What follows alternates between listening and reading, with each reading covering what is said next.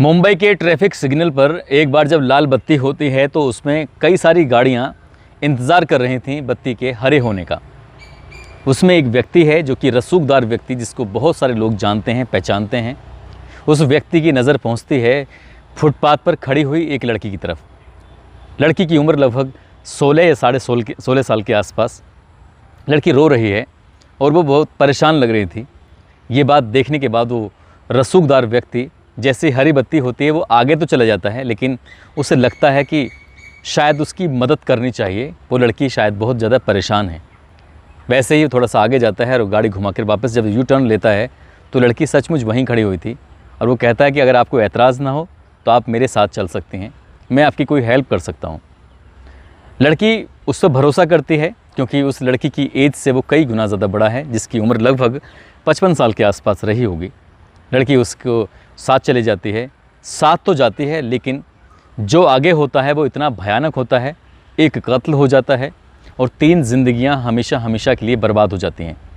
जब पुलिस इस मामले की जांच कर रही थी तो वाकई लोग सोचने पर मजबूर हो गए थे कि कोई व्यक्ति इतना क्रूर, इतना खूंखार कैसे हो सकता है। वाकई आज की कहानी संदेश भी देगी और परेशान भी करेगी। आदाब, नमस्कार, सत श्री अकाल। मैं उस्मान सैफ़ी। आज की जो सच्ची घटना मैं आपको सुनाने जा रहा हूँ, ये सच्ची घटना है महाराष्ट्र प्रदेश की राजधानी मुंबई की। मुंबई 2 दिसंबर 2019 का ये वाक़या है। माहिम दरगाह बीच पर जब समुद्र का किनारा है, वहाँ पर एक सूटकेस सुबह 7 बजे के आसपास बहता हुआ आ रहा था। जो बीच पर टहल रहे हैं लोग या मछुआरे हैं, अचानक ही उस सूटकेस पर नज़र पहुँच जाती है। जो लोकल के व्यक्ति हैं वो दौड़ते हुए उस सूटकेस को हाथ लगाने की या उसे पकड़ने की कोशिश कर रहे थे। उन्हें देखते ही लग रहा था कि कुछ ना कुछ इसके अंदर मोटा माल है, यानी कि बहुत सारा पैसा हो सकता है। इसलिए जिसके हाथ में लगेगा उसका पैसा हो जाएगा। कई युवा दौड़ रहे थे, कोई महिलाएं दौड़ रही थी, कई लोग दौड़ रहे थे। एक अरफान नाम के व्यक्ति ने उसको कब्जे में ले लिया और कहा, ये मेरा है, अब इस पर मेरा अधिकार है। इससे पहले कि कुछ लोग समझ पाते, वो किनारे पर लेके आता है और बहुत सारे लोग उस सूटकेस के अंदर देखना चाहते थे कि आखिरकार है तो क्या है। अरफान से कहते हैं कि भले ही चाहे तुम इसको ले जाओ, लेकिन यहीं खोल के दिखाओ कि इसमें क्या चीज़ है, नहीं तो हम पुलिस को फ़ोन कर देंगे। अरफान की मजबूरी बन जाती है और उस सूटकेस की जैसे चैन खोलने की कोशिश करता है तो उसके अंदर धड़ से लेकर पैर तक एक पैर था और साथ ही यहाँ से लेकर और यहाँ तक एक हाथ था। और उसको वाक़ात उसके अंदर सूटकेस के अंदर पैक किया हुआ था कपड़ों से और पिन्नी से। और एक पिन्नी और रखी हुई है पॉलीथीन। उस पॉलीथीन को जैसे खोल के देखता है तो उसमें एक प्राइवेट पार्ट था, किसी व्यक्ति का, पुरुष का। इसको देखते ही वो चीखने लगता है, चिल्लाने लगता है, कहता है कि ये मेरा बैग नहीं है, मुझे लेना ही नहीं है। और वहाँ से भागने की कोशिश करता है। वही नहीं भागता बल्कि आसपास के लोग भी इधर उधर भागने लगते हैं। तुरंत ही पुलिस को सूचना दी जाती है और नज़दीकी पुलिस स्टेशन जो माहिम बीच के आसपास पड़ता है, वहाँ की पुलिस पहुँच जाती है और ये जानने की कोशिश करती है कि सूटकेस के अंदर जो एक पैर मिला है और हाथ मिला है और साथ ही प्राइवेट पार्ट मिला है, ये किस व्यक्ति का है और कहाँ से आया है। फिर जितने भी आसपास के जो इलाके में मछुआरे रहते थे, उन मछुआरों को बुलाया जाता है और उनसे रिक्वेस्ट की जाती है कि आप आसपास का जितना भी इलाका है इसको छान मारिए, खंगाल डालिए, बाकी हिस्सा मिलता है तो ज़रूर पुलिस को इतला दीजिए, सूचना दीजिए। इधर पुलिस ने इसको कब्जे में लेकर पोस्टमार्टम के लिए भेजा और उस पोस्टमार्टम से पता चलता है कि मरने वाला जो व्यक्ति है, जिसकी उम्र लगभग 55 साल के आसपास है या 55 साल से ज़्यादा भी हो सकती है। पुलिस ये जानना चाहती थी कि बाकी का हिस्सा, सर, धड़, पैर, ये कहाँ हैं और किसके हैं। जब पुलिस ये पता करने की कोशिश करती है तो ये पुलिस उस माहिम इलाके की जो पुलिस स्टेशन है वो जांच नहीं कर पाती, इसलिए ये मामला हाई प्रोफाइल लग रहा था। इसलिए इस मामले की जांच दी जाती है क्राइम ब्रांच मुंबई को। और क्राइम ब्रांच मुंबई ने मुंबई के हर एक थाने में एक मैसेज भिजवाया कि पिछले 8-10 दिन के अंदर कोई भी व्यक्ति अगर गायब है, उसकी गुमशुदगी दर्ज है तो उसकी सूचना दी जाए। मगर इतनी उम्र के किसी व्यक्ति के गायब होने की कोई सूचना नहीं थी। तो मुंबई क्राइम ब्रांच भी हार जाती है, परेशान हो जाती है और बहुत सारे लोगों तक सोशल मीडिया के माध्यम से, टेलीविज़न के माध्यम से, रेडियो के माध्यम से, अखबारों के माध्यम से ये मैसेज दिया जाता है कि एक व्यक्ति के हाथ और पैर मिले हैं, किसके हैं ये बताने की कोशिश की जाए। पुलिस नंबर भी छोड़ती है, काफ़ी कोशिश करती है, कोई नहीं मिलता। तो फिर एक बार पुलिस उसी सूटकेस को फिर से खंगालने की कोशिश करती है, हर एक जेब को तलाशने की कोशिश करती है। सभी जेब खाली थीं और खाली जेबों में कुछ भी नहीं मिलता है। साथ ही मिलती है एक पैंट, एक रेड कलर का स्वेटर और साथ ही एक शर्ट मिलती है। जब उनको बारीकी से देखा जाता है तो एक शर्ट पर एक लोगो लगा हुआ था और उस लोगो का नाम था एल्मो मेंस वियर। जब पुलिस इस लोगों को पड़ताल करने की कोशिश करती है और पुलिस की जो खबरें थे उनको जो लगाती है तो पता चलता है कि मुंबई का एक कुर्ला पश्चिम इलाका है, वहाँ का बैलगामी रोड पर एक दुकान है दर्जी की। दरअसल ये उसी दर्जी की यहाँ सिली हुई शर्ट है। क्राइम ब्रांच की टीम सीधा उस दर्जी के पास जाती है और जाकर कहती है कि क्या ये शर्ट तुम्हारे यहाँ की सिली हुई है? वो कहता है कि साहब हमारे यहाँ की सिली हुई है। अक्सर जो लोग हमारे पास कपड़े सिलवाने के लिए आते हैं तो हम 2 रसीद रखते हैं, एक रसीद हमारे पास रहती है, दूसरी रसीद हम कस्टमर को दे देते हैं। और जो कपड़ा सिलवाने के लिए आता है, चाहे वो पैंट शर्ट हो, चाहे वो किसी भी कोई कपड़ा हो, तो उसका कुछ हिस्सा काट कर हम अपनी एक रसीद पर लगा लेते हैं और कुछ हिस्सा काट कर उसकी रसीद पर लगा देते हैं, ताकि जब भी वो कपड़ा लेने के लिए आएगा तो उससे मिलान करके ले जाएगा। इससे कपड़ों का बंटवारा भी नहीं होता या फिर खोते भी नहीं हैं। तो पुलिस अब ये पड़ताल करने की कोशिश करती है कि रसीद दिखाइए। तो लगभग पिछले 100 दिनों की रसीदों को बारी बारी से जब टटोलने की कोशिश की जाती है तो आखिरकार वो रसीद पुलिस के हाथ लग जाती है, जिस रसीद के जो कपड़ा लगा हुआ था इस शर्ट से जो मैच कर गया था। और वो कपड़ा था एक व्यक्ति का नाम, जिसका नाम है बेनेट रिबेलो। अब बेनेट रिबेलो ये बस इतना ही लिखा हुआ है, ना कोई एड्रेस लिखा हुआ है, ना कोई फ़ोन नंबर लिखा हुआ है। पुलिस के लिए अब और चुनौती बन जाती है, लेकिन कम से कम एक नाम तो मिलता है, बेनेट रिबेलो। अब ये कौन है, कहाँ से है, इसके बारे में जब पता निकाला जाता है फिर एक बार मीडिया का सहारा लिया जाता है, लेकिन मीडिया भी कोई मदद नहीं कर पाती। आखिरकार जो इस क्राइम ब्रांच के जो टॉप मोस्ट ऑफिसर थे वो बैठे हुए सोचने लगते हैं कि क्यों ना फेसबुक का सहारा लिया जाए, क्योंकि बेनेट रिबेलो कोई आम नाम नहीं है बल्कि ख़ास नाम है। बहुत कम लोगों के ऐसे नाम होते हैं और जैसे फेसबुक पर डाला जाता है तो लगभग 50 लोगों की आईडी खुल के सामने आ जाती हैं। लेकिन जब बाद में लिखा जाता है बेनेट रिबेलो मुंबई, तो जाहिर सी बात है सिर्फ 12 या 13 आईडी थी फेसबुक पर, वो आती हैं। और उन 12-13 आईडियों की जो फ़ोटोग्राफ्स को जब चेक किया जाता है तो एक व्यक्ति की उम्र लगभग 55 साल के आसपास पाई जाती है। उसी व्यक्ति को जब फ़ोटोओं को बारी बारी से देखना शुरू किया जाता है तो फ़ोटोग्राफ्स देखते देखते एक रेड कलर की स्वेटर पहना हुआ एक व्यक्ति दिखाई देता है, जो कि वही बेनेट रिबेलो था। जो स्वेटर उसने पहना हुआ था वही स्वेटर उस बैग के अंदर पाया गया था। अब ये देखने के बाद क्राइम ब्रांच पूरा खुश हो जाती है, पुख्ता ऐसे लगता है कि अब हो ना हो मरने वाला व्यक्ति यही था।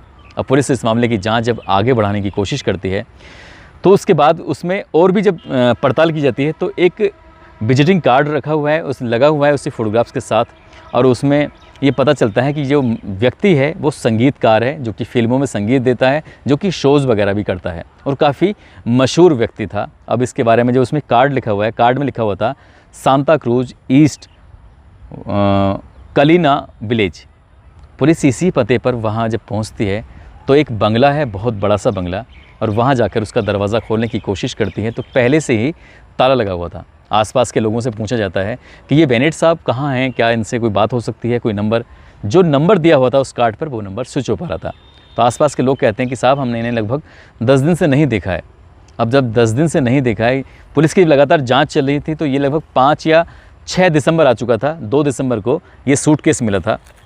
कई घंटे कई दिन बीतने के बाद जब उस घर तक पहुंच जाती है तो आखिरकार जब आसपास के लोगों से पता करने की कोशिश की जाती है कि 10 दिन तक नहीं मिलता है, ये व्यक्ति दिखाई नहीं देता है, तो एक बात सामने आती है। और वो बात सामने आती है कि इस व्यक्ति ने 2 शादियां की हुई थी। दोनों पत्नियों में से कोई भी पत्नी इसके साथ नहीं रह रही थी। लेकिन मार्च 2018 में एक लड़की इसको फुटपाथ में मिलती है। इसका नाम आराध्या उर्फ रिया। आराध्या पाटिल उर्फ रिया को ये अपनी बेटी की तरह अपने घर पे रखता था, उसको अपने पाला करता था, उसकी सारी खुशियाँ सारी ज़रूरतों का ख्याल रखता था। कई दिन से वो लड़की भी नहीं दिखाई दे रही है। लेकिन पुलिस जब उस लड़की की तलाश करनी शुरू करती है, उस नंबर की जब CDR निकलवाई जाती है, कॉल डिटेल से पता चलता है कि उस लड़की की लोकेशन घाटकोपर में है। और घाटकोपर में उस लड़की के पास पुलिस जाती है और उससे गिरफ़्तार कर लेती है। और गिरफ़्तार करने के बाद उससे पूछताछ करने की कोशिश करती है कि तुम्हारे पापा कहाँ हैं। तो लड़की कहती है कि साहब मेरे पापा तो कनाडा गए हुए हैं। कनाडा गए हुए हैं। अब पुलिस को शक यकीन में बदल जाता है कि कुछ ना कुछ गड़बड़ है। जिस व्यक्ति की लाश मिली है उस व्यक्ति के बारे में कह रही है कि कनाडा गए हुए हैं, तो आखिरकार कुछ ना कुछ तो बात है। पुलिस इस लड़की से और बात करने की कोशिश करती है। जब पुलिस इसको अपने साथ थाने लेके आती है तो एक 16 साल का लड़का भी थाने आ जाता है और ये पता करने के लिए आखिरकार तुमने उसकी गर्लफ्रेंड को क्यों हिरासत में लिया है। पुलिस अब दोनों को पूछताछ के लिए सख्ती से बात करने की कोशिश करती है। तो कुछ चौंकाने वाली बात सामने आती है इससे पहले कि उन्होंने बहाना बनाना शुरू कर दिया था। पर कहते हैं कि पुलिस अगर सच उगलवाने पे आ जाए तो कोई भी कितना ही बड़ा झूठा इंसान हो वो पुलिस के सामने झूठ नहीं बोल सकता। और जब ये बोलना शुरू करते हैं तो वाकई हैरानी होती है, पुलिस को भी परेशानी होती है, खासकर क्राइम ब्रांच मुंबई की आंखें खुली की खुली रह जाती हैं जब सच बाहर आता है, सामने आता है। दरअसल दिसंबर 2019 से 4 महीने बैक अगर हम चलते हैं तो सिद्धि विनायक के मंदिर पर ये लड़की रिया उर्फ आराध्या पूजा करने के लिए गई थी। और वहाँ जब पूजा करके बाहर निकल रही तो एक लड़का जिसकी उम्र लगभग 16 साल के आसपास है, उस लड़के से इस लड़की की टक्कर हो जाती है, यानी कि आपस में ये भिड़ जाते हैं। लड़ाई नहीं होती बल्कि आंखें चार हो जाती हैं और यहीं से इनकी दोस्ती की शुरुआत होती है और दोस्ती प्यार में बदल जाती है। धीरे धीरे ये नज़दीक आने लगते हैं और एक दूसरे का ख्याल भी रखने लगते हैं। और एक दिन वो लड़का जो 16 साल का है इस आराध्या से कहता है कि आराध्या, मुझे तुम्हारी आंखों में दिखाई देता है कि तुम कुछ परेशान सी दिखती हो, क्या ये सच है? तो उसकी आंखों में वाकई परेशानी थी और उसने आराध्या ने जब उसके सामने सच बताना शुरू किया तो वो रोते रोते कहने लगती है कि जिस व्यक्ति ने मुझे अपनी बेटी की तरह अपने घर पर रखा हुआ है, जो मुझे ट्रैफिक सिग्नल से लेके आया था, वो व्यक्ति मेरा कई महीनों से लगातार शोषण कर रहा है। पब्लिक में कहता है कि मैं तुम मेरी बेटी हो, लेकिन घर में रात को रोज़ बिस्तर पर वो अपने साथ में जब सुलाता है तो मैं इस बात को लेके बहुत ज़्यादा परेशान हूँ, बहुत ज़्यादा हैरान हूँ कि एक व्यक्ति समाज में वो लोगों की मदद करता है, खाना खिलाता है, गरीबों के साथ खड़ा होता है, लेकिन अपनी ही बेटी के साथ जब ये करता है तो ऐसा लगता है कि ज़िंदगी बहुत ही ख़राब है, इसे ख़त्म कर देना चाहिए। जब ये पूरी बात उस लड़के को बताती है तो लड़का गुस्से में आग बुबूला हो जाता है और कहता है कि चलो घर चलते हैं। और वो दिन था 23 नवंबर 2019 का। घर आते हैं लेकिन वो व्यक्ति बाहर शोज करता है, बाहर संगीत देने के लिए जाता है, तो इसलिए वो 2 या 3 दिन नहीं आता है। अब आता है 26 नवंबर 2019 की ये बात है। शाम के लगभग 5 या 6 बजे के आसपास का वक्त रहा होगा। आराध्या और रिया घर में मौजूद है, साथ में उसका दोस्त भी मौजूद है। अचानक ही इसकी बेनेट रिबोलो की घर में एंट्री होती है और जैसे ही वो घर में एंट्री होती है तो लड़की को इतना गुस्सा आता है कि वो अपने बाप को बहुत ज़ोर का एक थप्पड़ मारती है और थप्पड़ मार के कहती है कि तुमने मेरी ज़िंदगी को बर्बाद कर दिया है। बस इतना कहना था कि बेनेट रिबोलो गुस्से में तमतमाता हुआ उस लड़की की तरफ नहीं बल्कि 16 साल के उस लड़के की तरफ देखता है और देखते ही अपने घर में रखा हुआ एक पियानो था, एक गिटार था, उसको उठाता है गिटार को, और उस लड़के को जैसे ही वो मारने वाला है पीछे एक डंडा रखा हुआ है, लड़की ज़ोर का एक डंडा मारती है सर में और बेनेट की जैसे सर में लगता है वो गिर जाता है। अब इन दोनों ने प्लानिंग की कि ये अगर होश में आएगा तो हम दोनों को छोड़ेगा नहीं, इसलिए इसका काम तमाम कर देना चाहिए।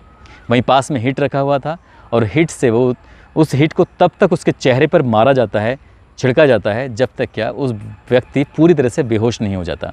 और वो खींच कर उसको टॉयलेट के अंदर ले जाते हैं और वहाँ ले जाने के बाद एक चाकू से उसकी गर्दन को कलम कर देते हैं, अलग कर देते हैं, यानी कि अलग नहीं करते, काट देते हैं। और खून के फव्वारे जब चलने लगते हैं कुछ ही देर बाद वो व्यक्ति मर जाता है। 26 नवंबर की रात को ये घटना को अंजाम देते हैं और पूरी रात अब ये सोचते हैं कि इस शव को, इस लाश को कैसे ठिकाने लगाया जाए। घर में जितने भी सामान रखा हुआ था उसको इस्तेमाल करने की कोशिश करते हैं, खासकर चाकू जैसी धारदार चीज़ों का, लेकिन कुछ भी नहीं कर पाते। दिन निकलता है, 27 नवंबर आता है, बाज़ार जाते हैं और बाज़ार से बड़े बड़े चाकू लेके आते हैं। बड़े बड़े चाकू लाने के बाद अब घर में अब ये प्लानिंग करते हैं कि अगर हम इस लाश को एक साथ लेके जाएंगे तो शायद इसे ले नहीं पाएंगे, ले नहीं जा सकते, इसलिए इसके अगर अलग अलग पीसेस किए जाएं, अलग अलग टुकड़े किए जाएं तो शायद आसानी हो जाएगी इसको यहाँ से बाहर ले जाने में, बाहर फेंकने में। और अगले ही दिन वो तसल्ली से बैठकर कई घंटे तक उसके शरीर के अलग अलग हिस्से करने की कोशिश करते हैं। जब वो चाकू नहीं चल पा रहे थे इन बालकों से, बच्चों से, तो उन्होंने उस चूल्हे पर उसको गर्म करते थे और गर्म चाकू से उसके शरीर को काटना शुरू कर देते हैं। कई घंटे बीतने के बाद जब उसके ये अलग अलग हिस्से हो जाते हैं तो 27 नवंबर बीत जाता है, 28 नवंबर भी बीत जाता है और 29 नवंबर को वो 3 बैग का इंतज़ाम करते हैं और 3 बैग के अंदर इस पूरे शरीर को पैक कर देते हैं। गाड़ी के अंदर इस बैगों को रखते हैं और एक मीठी रिवर, एक नदी है, उस नदी में उन तीनों बैग को फेंक देते हैं। और उसके बाद ये जो बैग हैं अब समुद्र के रास्ते चलने लगते हैं। उनमें से एक जो बैग होता है वो अरब सागर में पहुंच जाता है और अरब सागर से होता हुआ, तैरता हुआ सीधा पहुंच जाता है माहिम बीच पर, जो कि 2 दिसंबर 2019 की सुबह लगभग 7 बजे के आसपास राहगीरों और बहुत सारे लोगों को दिखाई दिया था मगर अरफान को मिल जाता है। अरफान खोल कर देखता है तो राज खुल जाता है। मामला जब क्राइम ब्रांच तक पहुंचता है तो शर्ट मिलती है और शर्ट के आधार पर पता चलता है मरने वाला व्यक्ति कौन था।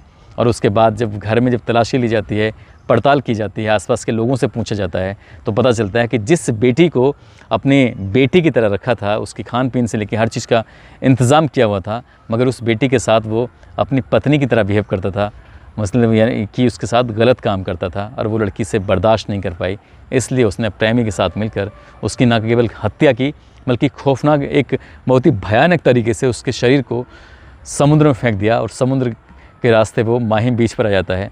कहते हैं कि क्राइम को कितने भी शातिर तरीके से क्यों ना किया जाए मगर क्राइम छिपता नहीं है। पुलिस ने इनको गिरफ्तार किया और गिरफ्तार करने के बाद जब और पूछताछ करते हैं तो पता चलता है कि एक और व्यक्ति का नाम सामने आता है, अली मियाँ चोस का, जो 14 दिसंबर 2019 को गिरफ़्तार किया जाता है। तीनों को गिरफ़्तार करने के बाद जेल भेजा जाता है। अली मियाँ चोस तो 19 साल की उम्र का होता है, लेकिन ये दोनों आराध्या और दूसरा जो लड़का था 16 साल का, वो नाबालिग होते हैं। इनको नाबालिग वाली कोर्ट में इनका मामला चल रहा होता है। फ़िलहाल इनके ऊपर केस चल रहा है, पुलिस की जांच पूरी जा चुकी है। लगभग 1300 पन्नों की एक चार्जशीट लगाई गई है। जल्दी हो सकता है इन पर कोई ना कोई सज़ा सुना दी जाए। मगर इस घटनाक्रम को सुनने के बाद हर आदमी, हर व्यक्ति हैरान था, परेशान था कि कोई व्यक्ति इतना क्रूर कैसे हो सकता है। दोस्तों, इस घटना को सुनाने का उद्देश्य भी किसी को परेशान करना नहीं है, बल्कि आपको जागरूक करना है, आपको सचेत करना है। आपके साथ कोई गलत होता है तो इसका मतलब ये नहीं कि आप बुराई के रास्ते पे जाएं। आपकी ज़िम्मेदारी बनती है कि आप पुलिस का सहारा लें, कानून का सहारा लें। भले ही चाहे देर हो सकती है, लेकिन आपको न्याय हर हाल में मिलेगा। इस लड़की के साथ भी अगर गलत हो रहा था तो वो पुलिस स्टेशन जाती है और वहाँ जाने के बाद इसकी शिकायत करती, जांच कराती है और जांच में वो दोषी पाया जाता बेनेट संगीतकार, तो जाहिर सी बात है उसको सज़ा मिलती और उस लड़की की ज़िंदगी कभी भी सलाखों के पीछे नहीं गुजर रही होती, बल्कि वो और उसका जो बॉयफ्रेंड है और उसके बॉयफ्रेंड का जो दोस्त है उसकी भी ज़िंदगी बर्बाद नहीं हो रही थी और एक व्यक्ति की जान नहीं जाती। आप अपना ख्याल रखें, सुरक्षित रहें। जय हिंद, जय भारत।